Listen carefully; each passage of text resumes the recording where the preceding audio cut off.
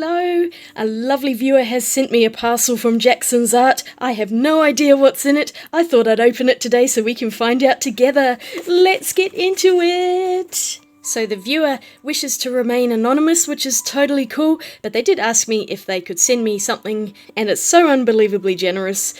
I just can't believe it when you guys send me things. I love getting happy mail. It's amazing.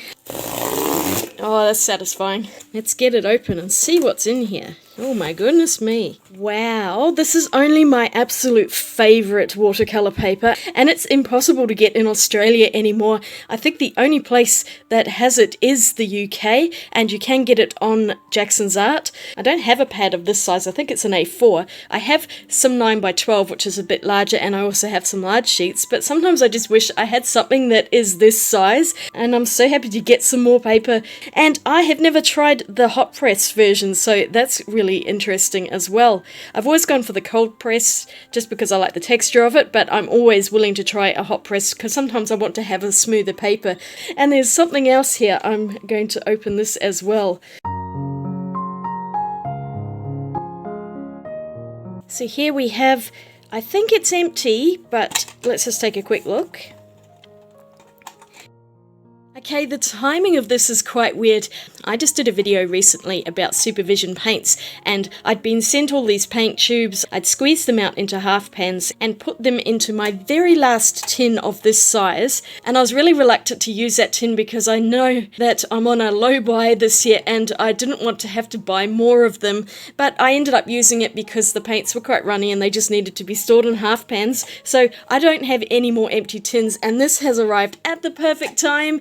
Thank you so much for sending me one of these tins. I'm so happy about that. So I might put the tin aside for now, but I'm definitely going to have to do something with these papers today, especially some of this hot press paper because I am so curious to try it. I've pulled them both out of the plastic and we'll take a look at the differences in texture between them. I have always gone for the green pad of paper, which is the cold pressed version. It does have a slight texture, but it's not too textured.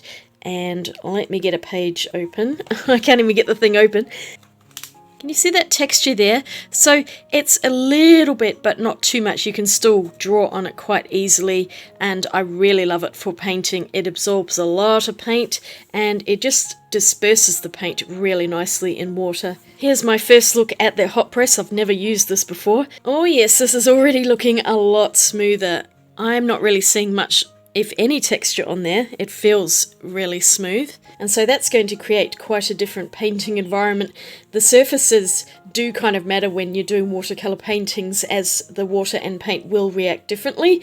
So I'm very much familiar with this, but this I'm completely out of my depth, so we're going to find out together what it's like. I'm going to paint a picture on each piece of paper just to see what I can come up with, and of course I have this lovely tin that was sent to me, but here's one I prepared earlier which is pretty much identical and actually has paints in it. You can see by my sticker that it is M. Graham watercolours in this one. It is identical inside. This is made by Meaden. I'm not sure if the other one has any labelling on it. Here is my motley collection of watercolours by M. Graham. I've collected these at different times and been given some of them as well, so that's why they're all a little bit of a mess. I need to get one more paint so that I can put it in there, and then I will probably update this chart. But for now, this will work. And here are the reference photos that I'm going to paint from today. This first one I found on the Facebook page, Reference Photos for Artists. But isn't that the cutest thing? A little frog in a flower. I just had to get that one. And I'm going to use this paper to paint this froggy, so he can go over there. And for the hot press, I decided to go for a photo I took last week because all the hydrangeas are out at the moment, and I took a close-up of some. For some reason it printed it on 2 pieces of paper, which is really annoying, but I can live with that. I'll just leave it like that, maybe stick it on there. I am feeling extremely lazy today. It's also very warm, so I'm going to do a little cheaty and get my light pad out and just draw a basic line onto the paper so I don't have to try and transfer it with my brain because it's just not working today. And also on this one, it is extremely busy, so I'm probably going to focus on these 2 flowers here, and then the rest of it will be a lot blurrier. This little LED light pad is one of the best things I've ever bought. It's just so handy for doing a really quick outline on days where drawing is too difficult. We'd had a run of very hot weather and I hadn't slept very well for a few days, so I just decided this would be the easier option for getting the drawing done quickly, and then I could focus on the painting, which is what I really wanted to do. And once I've drawn everything in with pencil, it's time to rub it out. Well, most of it anyway. There's still a vague ghost of an outline there. It just takes off any graphite that might mess with the paper. So I'm going in here with the wet on wet technique, and I'm building up my layers fairly slowly. So I'm starting with a light layer, and then I'll add more colour as I go.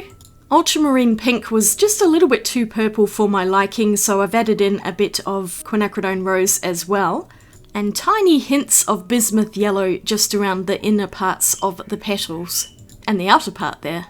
You could probably see how well the paint has dispersed into the paper. It's so soft and beautiful, which is why I just love this paper so much. And once the lower layer had dried fully, I'm starting to just layer on more paint and get that detail in for the petals. Rather than going straight from the M. Graham paint palette, I actually mixed my colours in a ceramic floral palette. This is so I could add some water and make the colours a little bit more dilute. M. Graham paints are so intense, and I really just wanted to slowly build my colours up rather than putting all of the colour on the paper at one time. Starting off light means that if you're unsure of what a colour is going to look like, it doesn't matter too much because you can easily paint over it. If you go in really dark straight away, there's no lightening it up later. I mean, you can lift some of it, but it's just not the same. And then I painted in the little frog with some of that really bright permanent green. And I think I was adding in some hooker's green as well, just for some shadows. And while that's drying, I'm painting in the stamens of the flower. I want to say it's a hibiscus. Let me know in the comments what it is. I was never very good at botany. I definitely have a lot more confidence when it comes to using cold pressed paper, and it acts exactly as I expect it to. You could just see that wet on wet technique going in the background here, painting on plain water first and then dropping colours onto it, and that dispersion is just stunning. I love this paper. I've said that a few times, I'll probably say it a few more. A few years ago, when I was really getting into watercolours, I actually ordered a bunch of paper samples and then I painted on all of them to decide which paper I liked the most.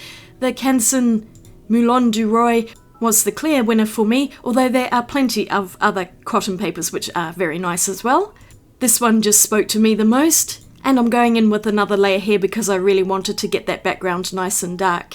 The super annoying thing is that a couple of years later, they actually discontinued Canson Moulin du Roi, at least in Australia and I think most of the world, but they've brought it back in the UK. I think St Cuthbert's Mill has actually bought the rights to it or something. There's some really weird thing with Canson and St Cuthbert's Mill, because Canson in Australia is definitely affiliated with them, and now they promote the St Cuthbert's Mill Saunders Waterford paper, which I have to say is a very nice paper as well, and I do use that one quite often. So if you can't get the Moulin du Roi, I do suggest trying out the Saunders Waterford paper. That's really lovely too, but there's just something about this Canson Moulin du Roi which I just can't even explain. It just is so beautiful. Although even this paper cannot stop me from making a bit of a patchy mess. I was dropping paint directly from the half pans, which is why it's so concentrated, and heavy pigments will tend to clump together, especially ones that are granulating. I was using quite a lot of ultramarine blue on the background, which is why it's giving a bit of a granulating effect. And you can see how it's pulled together on the left hand side a bit. I don't actually mind this. I think it gives the background just a bit more of an interesting texture rather than everything being really flat. So while the background's drying, I'm back onto the little frog, adding in some details and going in with some straight lamp black. Just trying to make it look a little more 3D and not totally flat as well. And you can see I have some matching green in the background. I was just trying to tie the whole picture together really. But also in the reference photo it was showing this intense green and I just really liked it. So I managed to make a mess of the stamens a bit. I accidentally painted over a few of them from the background, and I will fix this up later because at this point there was no lifting that paint. It was pretty much going to stain on there. Now that the background is much darker and more vibrant, it just washed out the flower completely, so I needed to add another layer on top. Quite often I'll do that, I'll add in the background either at the beginning or partway through, because then it shows how much the subject needs to be altered, like if you need to add more paint to it. When the background was white, the flower did look quite bright, but it definitely wasn't bright enough when I added in those darker colours. It really is just a matter of going back and forth and painting on layers until you're happy with it. I am by no means an expert when it comes to watercolours, although I think I know a few things by now. I've been doing it for a few years. It's all entirely self-taught and whatever I could find off the internet. I've just developed my own particular technique. It's not necessarily right or wrong, everyone has different ways of painting things. But if you're starting out with watercolour, or at any point in your watercolour journey, I strongly recommend getting some 100% cotton watercolour paper. It doesn't have to be Cansu Moulin de Roy. There are loads of brands out there, and it's always worth trying a few different ones to see what you like best. But if you're going to spend money anywhere when it comes to watercolour painting, it should be on the surface, and getting 100% watercolour paper means that it's so much easier to paint, even when you're first starting out. A lot of beginners make that mistake of buying cheap paper and then getting really frustrated when it doesn't do what you want it to. I think all of us have been there at some point. When you go to cotton paper, you'll see the difference immediately, and it just makes life so much easier.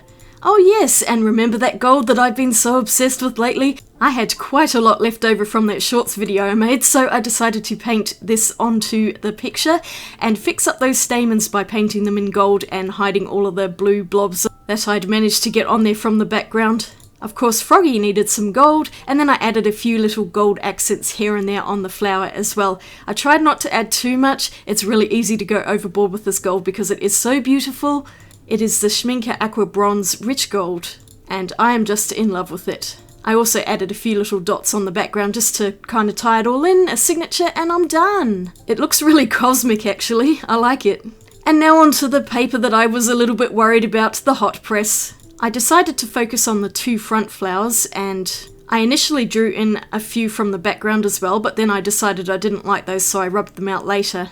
You can see me doing that here, and I just thought it's too busy. I just want two flowers in focus and then the rest can be out of focus. Removing that graphite so it doesn't mess with the paints, and I'm using the same wet on wet technique, but the paper, because it's hot press, is so completely different in its behaviour with watercolours. Because it's so smooth, the water just kind of sits on top of it and the paint doesn't run as much as it does on rougher paper. It was quite a learning curve here because the paint wasn't behaving the way I normally expect it to on cold press, and I had to push the paints around quite a lot more with the brush rather than just letting it run where it may, as I generally do on cold press. But I just slowed down a bit and tried to take my time thinking about how the paper would react with the paints, and things did get better once I started layering the paint on, as it usually does. The paper itself is really lovely and incredibly smooth. I'm just not a big fan of painting watercolours onto hot press paper. I never have been. What I really like hot press paper for is using coloured pencils on. And I could have done that with this, I guess, but I just really wanted to push myself and try using watercolours. I'm glad I did, because I did learn a few things doing this, and how to control the paint a bit better on a smoother paper.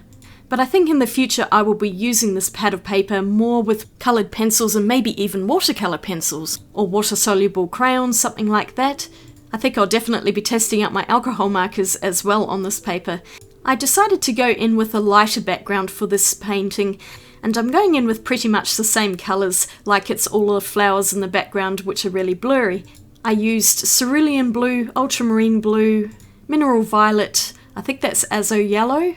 And the reference photo had some greens in the background, but in the end I actually decided I didn't want to put green in the background, and I just went for those four colours, the two blues, the purple, and a little bit of yellow. But as you can see, my flowers in the front are fading into the background, and so I really had to come back to those to fix them up and make them much more prominent in the foreground. And because it's hot press paper, I was only wetting little bits at a time so that the paint wouldn't dry and leave nasty lines all over the place, which I find hot press paper will do really easily. This stuff was actually working pretty well though, and you can see with that drying shift that everything has gone really pale, so my hydrangeas are actually darker than what they are in the photograph because I just really wanted these ones to stand out a lot. I'm using exactly the same colours, just in more intense versions of them, with less water added. I actually quite like how this painting turned out. I wasn't sure it was going to work just because I'm not very confident with hot press paper, but I persevered and I got something that I was happy with.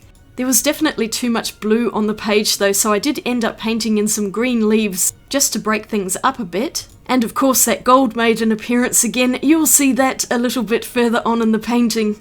I love that stuff so much.